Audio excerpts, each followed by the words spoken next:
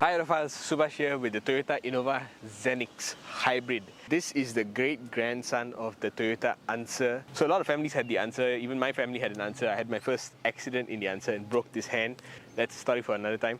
This is the Innova Zenix and it's a few more levels more advanced than the Answer, of course. It's something like 200,000 ringgit, a bit expensive for what it is. It's an Indonesian made vehicle and it's only sold in Southeast Asia as far as I know. It's a little bit expensive for sure and it doesn't really compete against the X90 directly in terms of price, but X90 is a petrol hybrid people mover, MPV pretending to be an SUV, and if you think about it, this is kind of the same.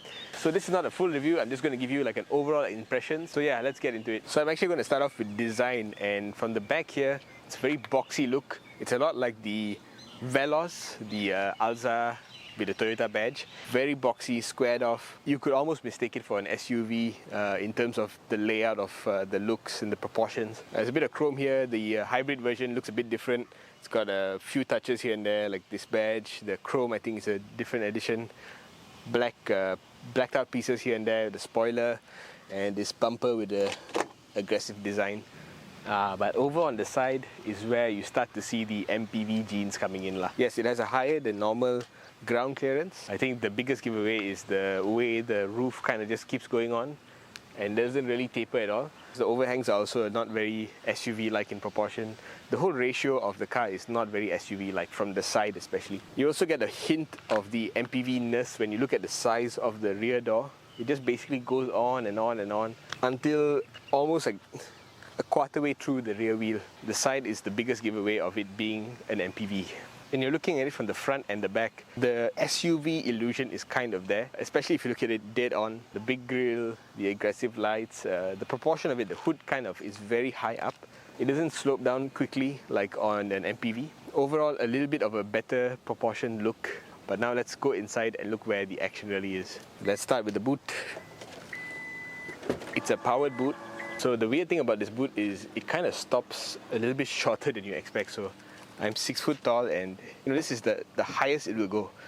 If I were to walk underneath this thing, I would immediately hit it and die. So this is the boot with the rear seats folded. In the hybrid version, you get a 2+2+3 seating configuration. In the petrol model, that's a bench, so it's 2-3-3. Now this looks like a very big space and the seat belts tuck away. You got a spare tire underneath this vehicle, and you even have like tire inflator kit and your other safety kit from Toyota, and a little bit of extra space lah. And they give you this extra waterproof mat. You get your third row headrest stowage over here. One halogen light bulb for illumination. These straps, they don't have any Velcro on it, so they just flap around. What I really want to highlight is the second row does not fold flat. So if you want to send something in like a piece of furniture, you have to really like just slide it between the seats this way. You cannot flatten out those seats. This is a big design flaw. The best you can do is you slide this in front, which is quite easy, and then you push this down like that. And then this is what you get. That's the best you can do.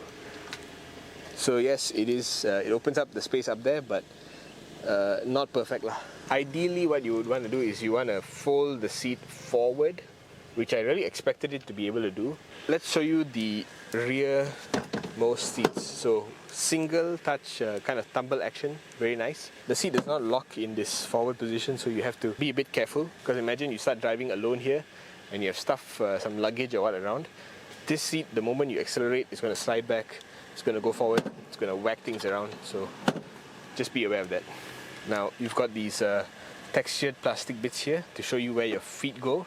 The way I like to think of it is left. Hoist yourself up. There's a bit of adjustability here for the recline.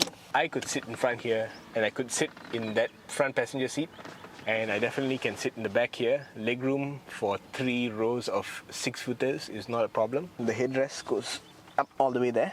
Weird thing is the lighting at the back here is not LED, it's all halogen bulbs, which makes it feel a little bit cheaper than it should. What amenities do the rear passengers get? Well, nearly nothing. You get a 12-volt socket and you get cup holders, 1, 2, 3, 4, and safety belts, 1, 2, 3 up here. The interesting thing is that they've actually created a secure latch thing here.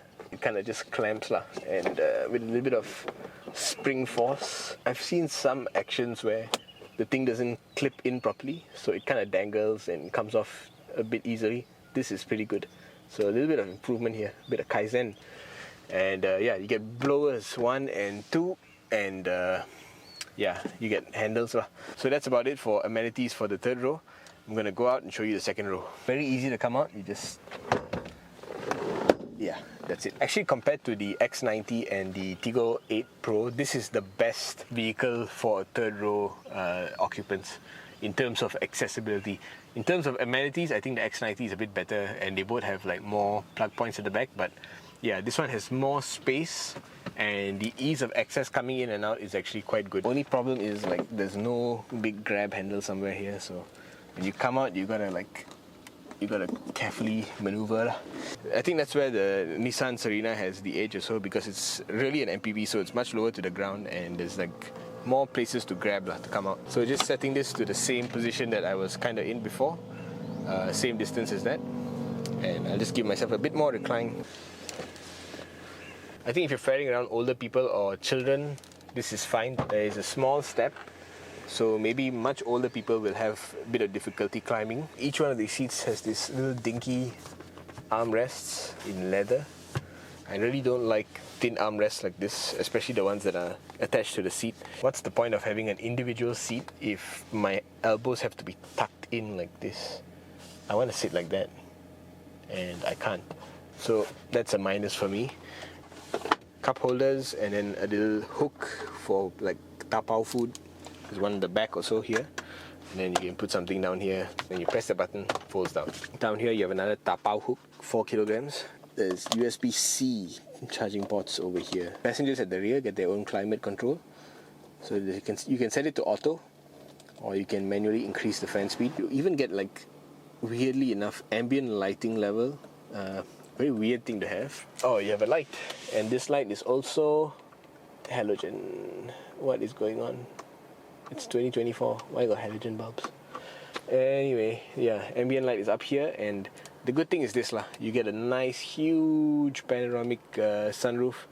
Goes all the way to the head of the rear passengers. Let's go to the front. Before we go, this is the door card. There's like a little bit of pleather here. The rest is all just varying degrees of hard plastic. Even this thing is hard plastic. And I had an issue during Sights and Sounds where this thing was not fitted properly. So when I unlocked the door, the whole thing popped off. And you can see over here, so it kind of pops off super easily. Very, very poor design. Not really like broken. It's just like you unlock the door and then you can pop this off. Did not Kaizen enough. Now let's go to the front. Here, standard Toyota stuff. You want to lock the door, you press those lines over there. You can't unlock it from the back doors, but if you touch this thing here, it'll unlock by itself. Only the driver gets powered seats. The front passenger does not get powered seats. I feel that's a bit of a misstep because this is an MPV. A car of that class, you expect at least 2 people to be in the car most of the time, which is a big boo-boo, especially at this price, 200k, man. Besides that, the tech in here is significantly upgraded from the Innova. Let's start maybe with the head unit. This is actually a floating head unit.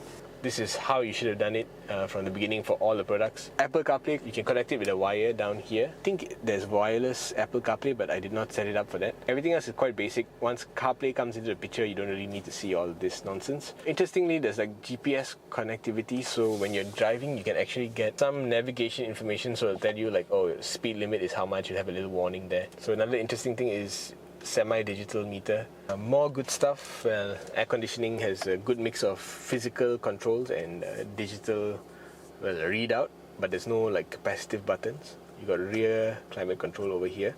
Then electronic parking brake. Yes, thank you. EV mode. Not enough battery, so yeah, I would leave these 2 buttons alone lah, and also this button lah. I mean, I know we're in Sepang, but this is not a GR Innova. If it's a GR Innova, then yeah lah, can. Another thing you can leave alone is the Tiptronic system here. You've got pedal shifters as well, but come on lah, it's an MPV. leave it alone. Interestingly, the center box, which I've stored all my knickknacks here, it has a wireless charger, the worst kind, where it's like in a little clip like that. The interesting thing is it hinged this way, so only the driver can open it, which to me is a bit weird. In an MPV, you would want everyone to have some storage, but yeah, only the driver gets. This is my box. The glove box over here, borderline small, but okay, acceptable. You get little storage here, just don't put anything sharp, I guess. Airbag count is high. Power boot control, you got parking view, 360 view, look at that. China, watch out, Toyota is coming for you. The only strange thing about the cabin is this panel here looks a bit old school. And yeah, you get the typical Toyota stuff of not finishing the door handle underneath. So if I give you a bottom view of the handle, you can see there's a hole there where they saved about 2 cents of plastic. And then all the controls for your panoramic sunroof over here. Overall, the design is a little bit more mature than the standard Innova. Besides that, it's not bad. And I'm going to talk about the drive now. Overall, I think the biggest improvement going from Innova to Innova Zenix is the powertrain and the chassis and the way it drives. I think the rear suspension is still torsion beam. It's not the complete TNGA experience, but it is modernized enough. Because it's a hybrid, you can actually start the car up completely quietly. Yeah, I think that is very beneficial in an MPV package. You want the car to be as quiet as possible, and this car is pretty quiet. You want the torque, right? You want the torque of a diesel, but you want the refinement of a petrol. And a petrol hybrid gives you both. Plus, you also want efficiency, because MPVs are generally overweight, and yes, this powertrain is very efficient, no complaints. From my experience, it's a fuel sipper. The thing that really surprised me is the steering feel. Once you get the car moving, it doesn't feel wallowy at all. I think also the chassis is doing a lot of work. Very rigid feeling. Doesn't feel MPV-like to drive, and that's very interesting. It just feels like a more modern car for our kind of roads, and it still doesn't feel too fragile, too cutting edge where things will break easily.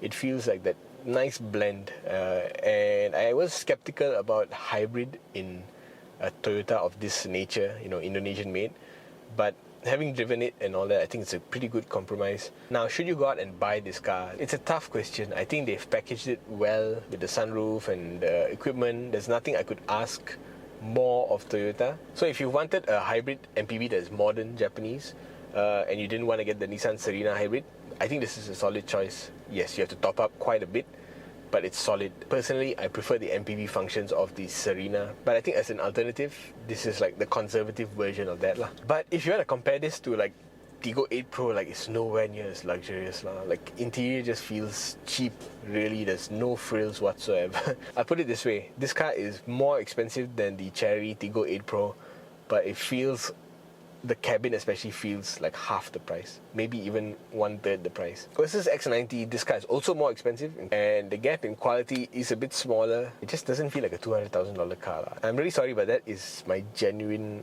opinion. It doesn't feel expensive at all, and $200,000 for a car in Malaysia, in my opinion, it's still considered expensive. It's not like a budget MPV, but you're getting Toyota reputation. You're getting a solid, well-equipped competitor that can do MPV stuff. Okay, thanks for watching. Autophiles signing out.